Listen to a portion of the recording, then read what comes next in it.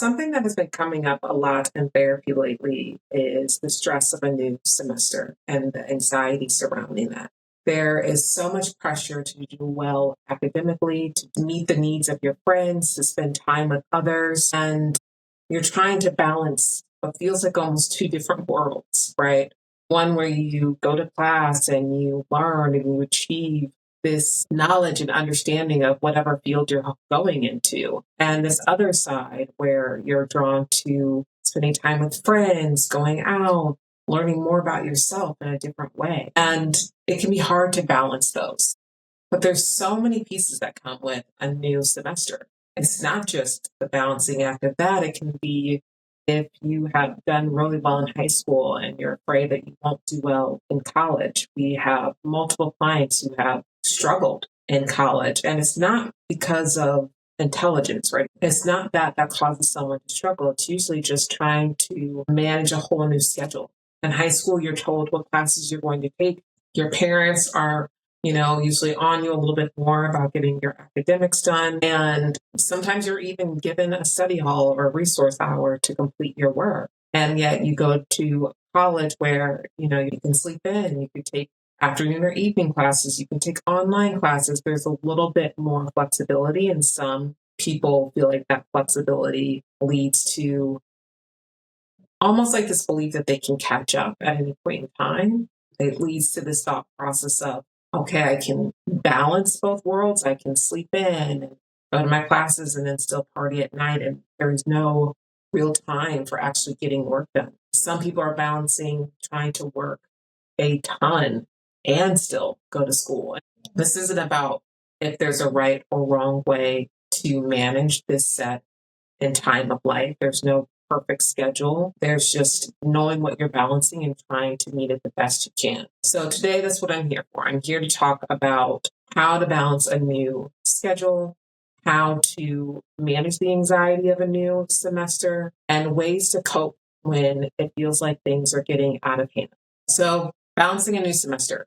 I think usually the problem is you already have your classes set. So your schedule currently is your schedule, and maybe that schedule is really causing a lot of anxiety because you see how much you have to do. I suggest time blocking or getting out a calendar that has a weekly view and putting in the time that you're in class. Just blocking it out, either using colored pencil, midliners, markers, whatever, just a pencil, doing arrows, just showing when you're already in class. If you have work, putting that in. If you have any extracurricular activities or hobbies, if you're part of sororities or fraternities, and there's different things, using a weekly planner would help tremendously to see how much time you actually have left for things that are really focusing in on doing the work outside of class. And, can you afford to sleep in? And what days can you? So that you have a real idea of what your schedule looks like. Starting there, I think, would help tremendously. And this is probably the step that most people miss. They just kind of jump right into their new semester.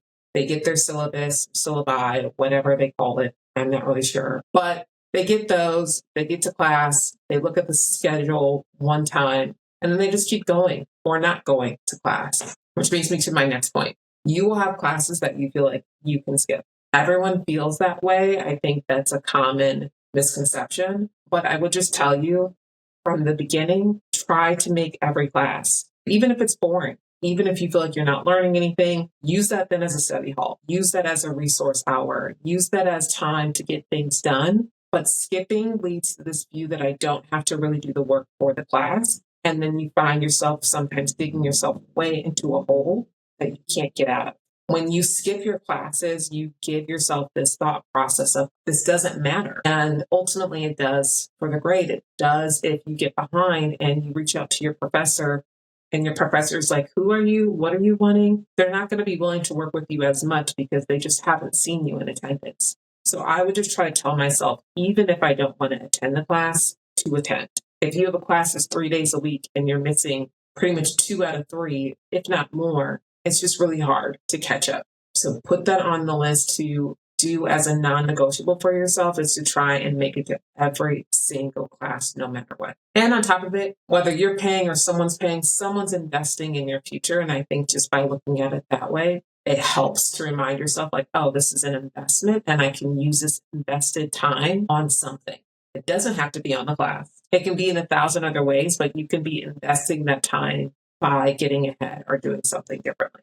Now, this is for people who struggle with anxiety. So, of course, if you miss a class, I'm not asking you to beat yourself up over it. I have so many kids who said, I've overslept. I forgot to set my alarm. I went to go take a nap and didn't wake up in time. I didn't expect to take a nap and didn't wake up in time. All of those things can happen, and it's not about beating yourself up. But even if you're going to be 10 minutes, 15 minutes late, just still go. Sometimes we get in our heads and say, oh, we're late, so we just can't show up. But if it's an hour and a half class or longer, you absolutely can still get the benefit of the class. And it probably would make you feel better versus skipping the whole thing and feeling as though, there's nothing you can do.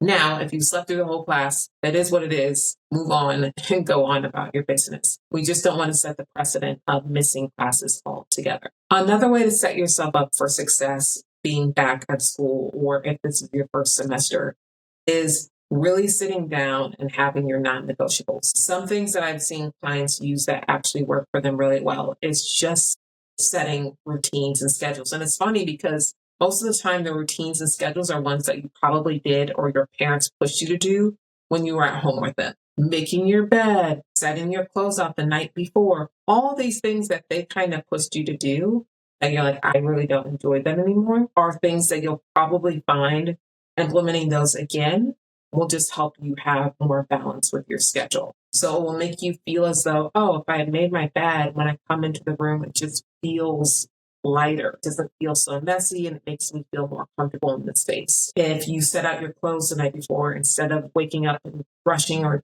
changing your outfit 4 or 5 times, you save yourself time by knowing, okay, this is what I'm going to wear. If you have a routine on your hair routine and curling it or blow drying it, whatever you do, if you know what you're doing and you have an idea of what that looks like the night before, you're going to go in with a different energy from that as well. Also, I think it's really important to decide what type of expectations you're setting for yourself and deciding beforehand so that you have a real clear idea of what works best for you. Because when you are being pulled in different directions, it can be really hard to know, where do my values stand? Where do I stand? What do I have room for? What don't I have room for?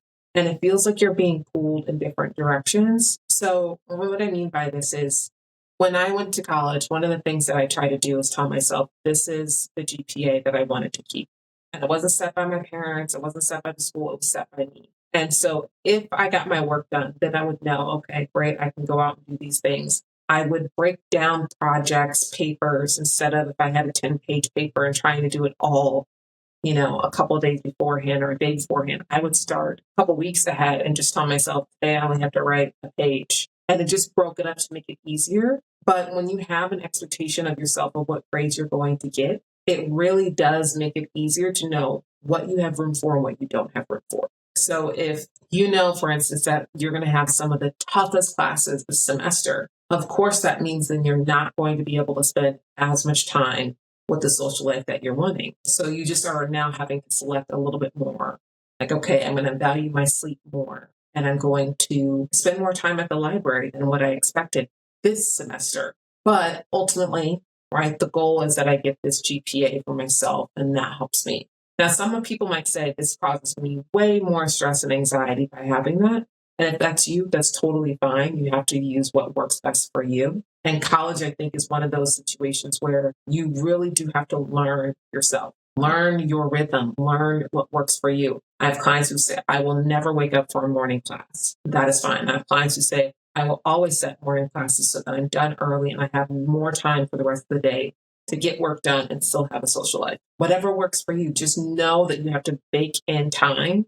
I don't know why I said bake, but put in time towards your studies. One of the biggest pieces I find with clients, especially who are in college, are that they aren't using their resources. And what I mean by that is I can work with clients for months and months and months, and I tell them, hey, how's it going? And we do check-ins, and then I won't find out until the very end of the semester that they've been failing their classes, not attending. And of course, it's just out of embarrassment and guilt for the situation that they're in. And I totally understand that. But use your resources, not just in therapy, which of course we want our clients to use therapy to the best of their ability, but also make sure that you use your resources in terms of tutoring help, resources that they have at the school, reaching out to your professor if you're struggling.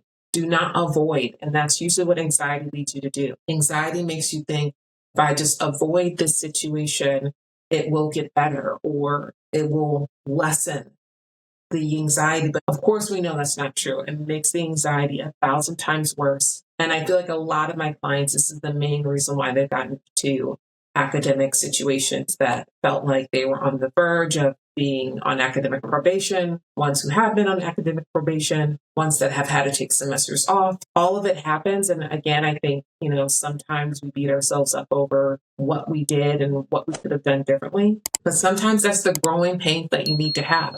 You need to understand, okay, wow, I messed up here and now I've learned what to do. And I took that semester off, or I didn't take that semester off and I took classes at the local junior college and got my GPA up. And now I understand what is needed for me to succeed at this level. If you're one who's looking at your schedule and you feel like it is jam packed, there's not room, it doesn't even feel like there's breathing room. It feels as if your schedule is leading you to feel like you almost can't breathe, like it's so overwhelming. I would say if you can, look and see what you can decrease. Can you reduce your class size? Can you decide to withdraw from a class? Can you reduce your work hours? And again, I know not everyone has the flexibility to make these type of changes, but you just want to try and set yourself up as best you can. And if you're already feeling very, very overwhelmed the first week, second week, and you feel like it's not getting any better, again, the goal isn't to keep pushing through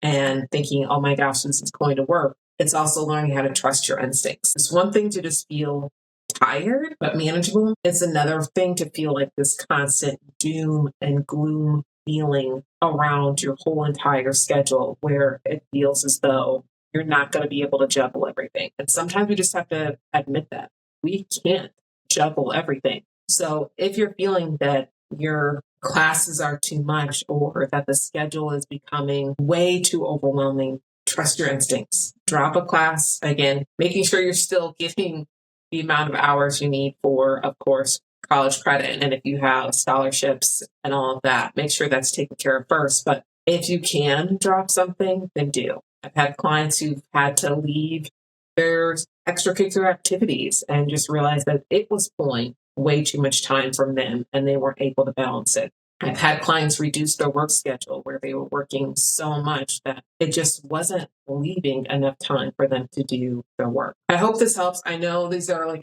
quick tools. This is kind of what I've been seeing from clients. I want to remind you that, to me at least, and there's different opinions, but I think that college is about learning about yourself, learning about how to manage a schedule, learning how to navigate the world and do it in hopefully a safe environment. And so if you're in situations where you're feeling overwhelmed, you're feeling as if you're not able to balance it, use help and support. Don't go through it alone. Don't wait till the last minute.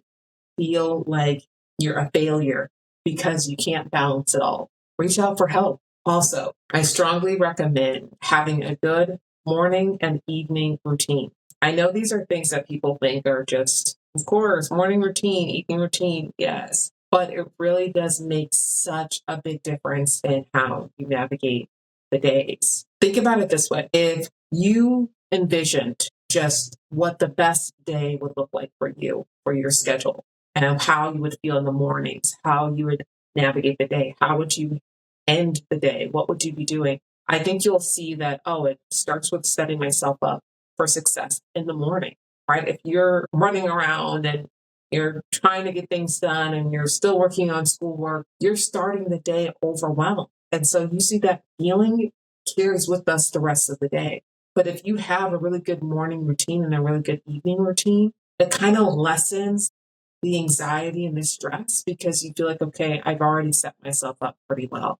Some people set themselves up by just meditation or mindfulness, listening to music, getting up just early enough to not feel as though they're running into their next class, getting up early enough to eat. Yes, I know a lot of young adults feel like they don't have to eat and they can just skip meals, but that can help so much with energy throughout the day. So start off with some of these basic things that probably feel like, well, duh, but once you cultivate it yourself, I hope you link it in the comments and share that, yes, this is actually helping me and this is one of the best semesters yet. It seems small, but these can be big things. Ask for help, set yourself up with a routine, use your planner to time block out so you can see how much time you have. And if need be, change your schedule around or let things go.